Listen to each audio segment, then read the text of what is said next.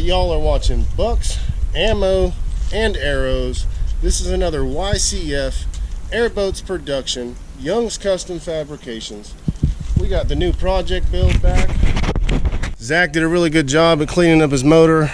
I tried to talk him into polishing it like mine and cleaning it and taking all the paint off because it's an aluminum block and they will shine if you put a wire wheel on a drill and take your time to detail it, but you wouldn't have to chase paint that way. But it looks really good, came out pretty good. He's getting his wires going. We're going to get his throttle cable hooked up and a few other things, little knick-knack things and stuff, and we're going to get this show on the road. You have anything to say there, Zach? You got me off guard. Hopefully it runs good. I'm excited. It's been probably, what, 6 months since I got most of this stuff. Well, we're going to get her going, so we're going to keep working on this.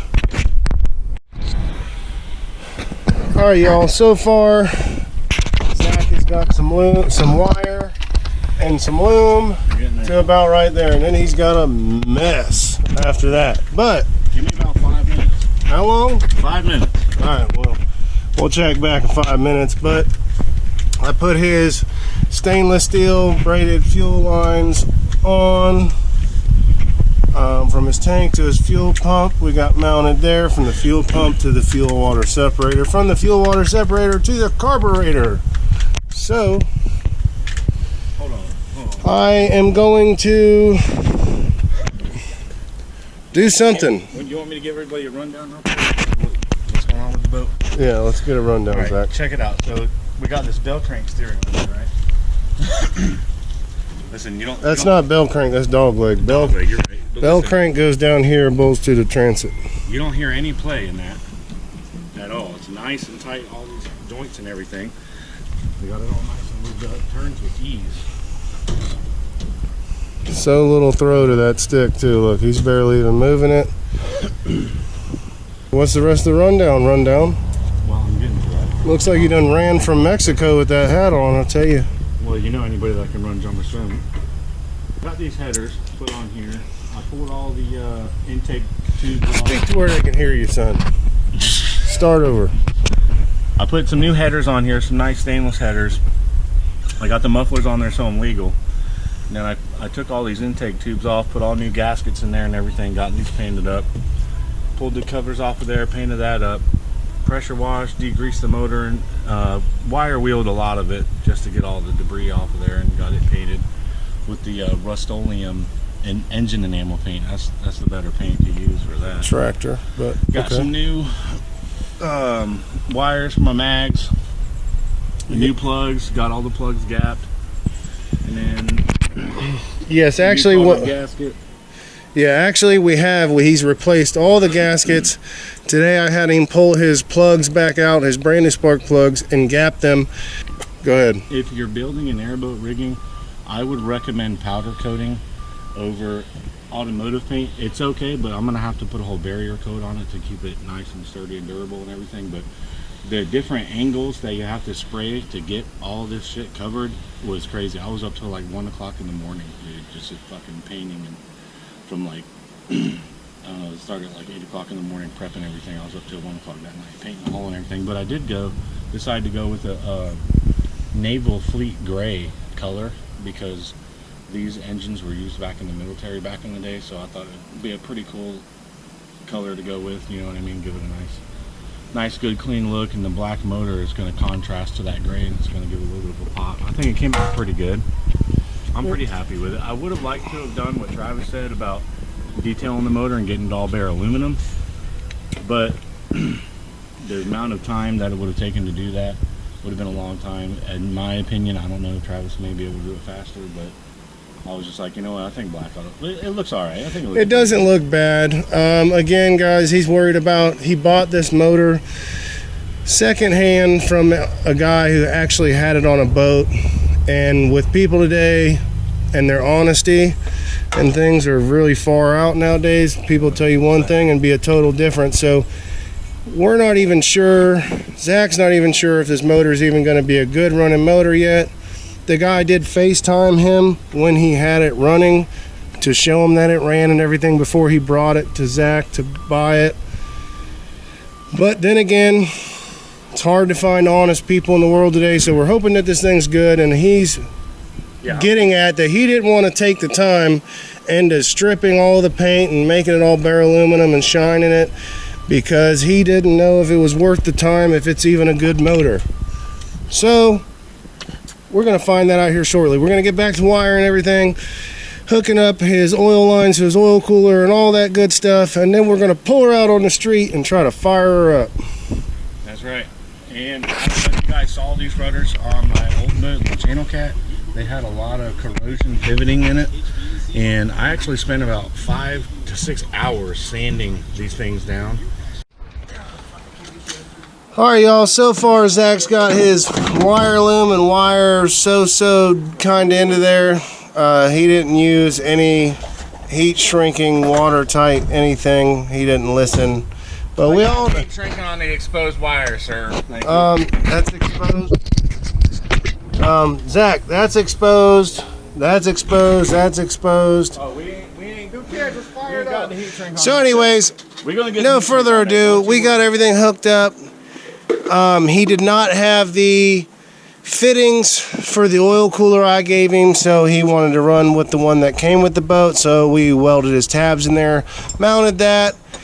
We welded in the piece for his foot pedal, for his gas, got his other parts in there, mounted up. We're going to pull this in the street. We're going to try to see if it's going to fire. Hopefully it does. And we're about to find out. Zach's got fuel. Everything's hooked up.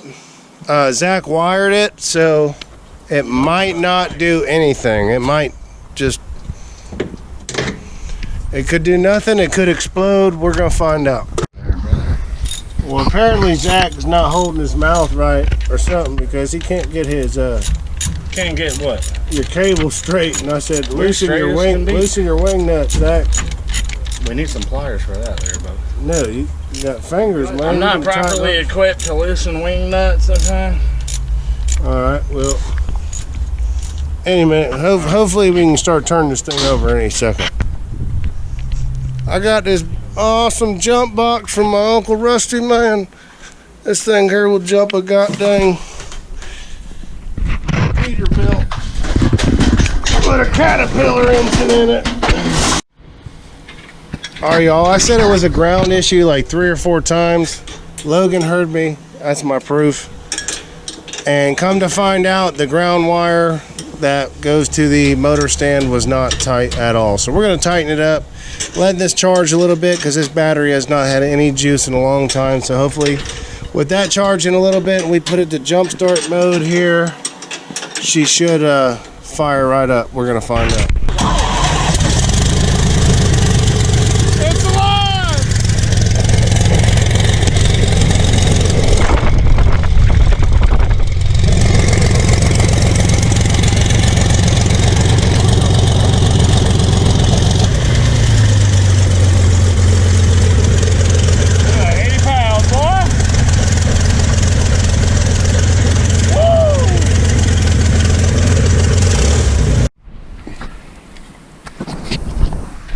Alright y'all, it's the next day.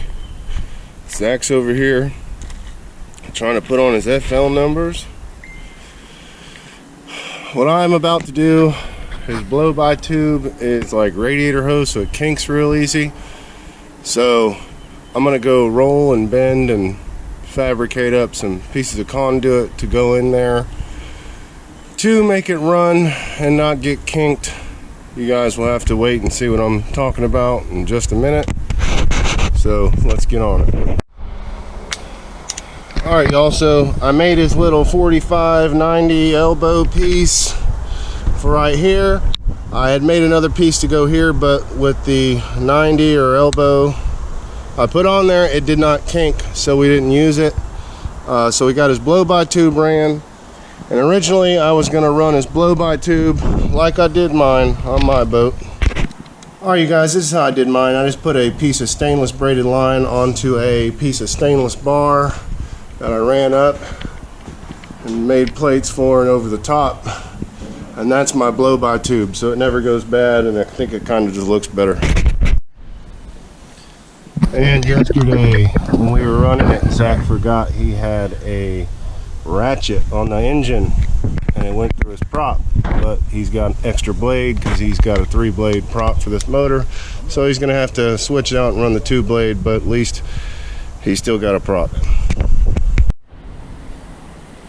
Alright y'all, so his next issue we were having is his tack. Now he's got his tack plate right there, but he needs a reverser because his tack's not working. I have a reverser off of a Tachometer GSO 480 I built a couple years back, and I don't think it's going to work because it's got this weird shaft on here, and I don't know what in the world we're going to do. I'll try to figure out his RPMs to pitch his prop, but we'll figure it out. Alright, so we got Joey here. He's going to cut Zach's poly and do it up nice. Zach's over there talking with his buddy. I just came by to get his old rigging for the channel from the Channel Cat. So we're going to work on getting this done, and I forgot what else we were doing, but we're going to do that too. We'll figure it out soon. Oh yeah. Zach, what's going on here, dude, with the Channel Cat rigging? Channel Cat's coming back to life. Channel Cat 2. Jeremy edition. Yep.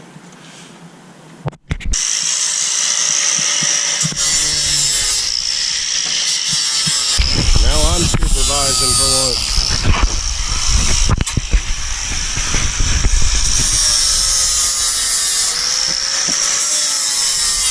Young's Custom Fabrication. YCF, man. You gotta tell them YCF. ICF.